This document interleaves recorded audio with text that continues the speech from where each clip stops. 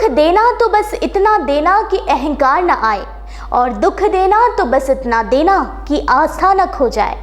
ऐसी ही कुछ हृदय स्पर्शी पंक्तियां कहने वाले और समाज में व्याप्त अज्ञानता के अंधकार को दूर कर ज्ञान का प्रकाश फैलाने वाले हमारे देश के संत रविदास जी की आज जयंती है।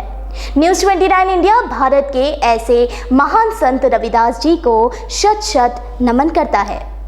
रविदास भारत में 15वीं शताब्दी के एक महान संत, दर्शन शास्त्री, कवि, समाज सुधारक और ईश्वर के अनुयायी थे। हमारे खास कार्यक्रम हर दिन है कुछ खास में उन्हीं की जयंती के विशेष अवसर पर आइए प्रकाश डालते हैं संत रविदास जी के जीवन चरित्र से जुड़ी कुछ रोचक कथाओं पर। संत रविदास का जन्म भारत के यूपी के वाराणसी शहर में माता कालसा देवी और बाबा संतोख दास जी के घर 15वीं शताब्दी में हुआ था। रविदास के पिता मल साम्राज्य के राजा नगर के सरपंच थे और खुद जूतों का व्यापार और उसकी मरम्मत का कार्य करते थे। अपने बचपन से ही रविदास बेहद बहादुर और ईश्वर के बहुत बड़े भक्त थे। उनका बचपन जात पात के भेदभाव की वजह से काफ़ी संघर्षपूर्ण रहा, जिसका उन्होंने सामना किया और अपने लेखन के द्वारा रविदास ने लोगों को जीवन के इस तथ्य से अवगत करवाया। उन्होंने हमेशा यही संदेश समाज में प्रसारित किया कि जात पात के भेदभाव को भूलकर समाज में इंसानियत के धर्म को स्थापित किया जाना चाहिए। संत रविदास उन महान संतों में से थे जिन्होंने अपनी रचनाओं से समाज में व्याप्त कुरीतियों को दूर करने में महत्वपूर्ण योगदान दिया। तो दर्शकों, अभी आपने जाना संत रविदास जी के जीवन का सार। वैसे तो संत रविदास जी अपने आप में ही पूर्ण ज्ञान की एक किताब रहे हैं, और वो कैसे, आइए हम आपको बताते हैं एक रोचक कथा के माध्यम से। एक बार उनके आसपास के लोग गंगा स्नान के लिए जा रहे थे। संत रविदास जी के एक शिष्य ने उनसे भी गंगा स्नान के लिए चलने का आग्रह किया। इस पर उन्होंने कहा कि उन्हें आज ही किसी को जूते बनाकर देने हैं। गंगा स्नान पर गए तो मन तो यही लगा रहेगा, ऐसे में गंगा स्नान का पुण्य कैसे प्राप्त हो सकता है। इसके बाद से ही ये कहावत प्रचलित हो गई कि मन चंगा तो कटौती में गंगा।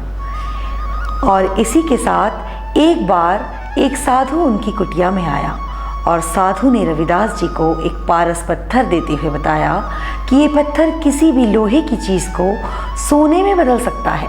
साधु ने कहा कि मैं इसे लौटते वक्त वापस ले लूँगा। गुरुजी ने साधु की बात मान ली और कुटिया में कहीं भी उसे रख देने को कहा। साधु जब वर्षों बाद लौटा तो वह पत्थर उसी जगह रखा हुआ मिला। संत रविदास ने हमेशा यही सिखाया है कि कभी भी धन के लालची मत बनो, इसके बजाय आजीविका के लिए कड़ी मेहनत करो। संत रविदास संत कबीर के गुरु भाई भी थे। कहा जाता है कि मीराबाई भी उनकी भक्ति भावना से बहुत प्रभावित हुई और उनकी शिष्या बन गई।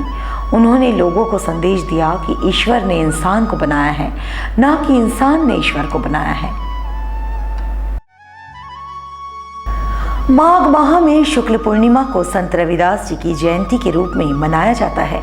पूरे भारत में खुशी और बड़े ही उत्साह के साथ माघ महीने के पूर्ण चंद्रमा के दिन पर माघ पूर्णिमा पर हर साल संत रविदास जी की जयंती या जन्मदिवस को मनाया जाता है, जबकि वाराणसी में लोग इसे किसी भी उत्सव या त्यौहार की तरह मनाते हैं। इस खास दिन पर आरती कार्यक्रम के दौरान मंत्रों के और रागों के साथ लोगों द्वारा नगर कीर्तन और जुलूस निकालने की प्रथा है, जिसमें गीत, संगीत, गाना और दोहा आदि सड़कों पर बने मंदिरों में गाया जाता है। रविदास के अनुयायी और भक्त उनके जन्मदिवस पर गंगा स्नान करने भी जाते हैं तथा घर या मंदिर में बनी छवि की पूजा अर्चना करते हैं। इस पर्व को प्रतीक बनाने के लिए वाराणसी के सीर गोवर्धनपुर के श्री गुरु रविदास जन्मस्थान मंदिर के बेहद प्रसिद्ध स्थान पर हर साल वाराणसी में लोगों के द्वारा इसे बेहद भव्य तरीके से सजाया जाता है। संत रविदास के भक्त और दूसरे अन्य लोग पूरे विश्व से इस उत्सव में सक्रिय रूप से भाग लेने के लिए वाराणसी आते हैं। तो ये थे न्यूज़ 29 इंडिया के कार्यक्रम हर दिन है कुछ खास में संत रविदास जयंती के विशेष अवसर पर हमारी एक खास पेशकश। हमारे सारे दर्शकों को न्यूज़ 29 इंडिया की ओर से संत रविदास जयंती की हार्दिक शुभकामनाएं। इसी के साथ लगातार खबरों के लिए बने रहिए न्यूज़ 29 इंडिया के साथ। एक देश सारे प्रदेश।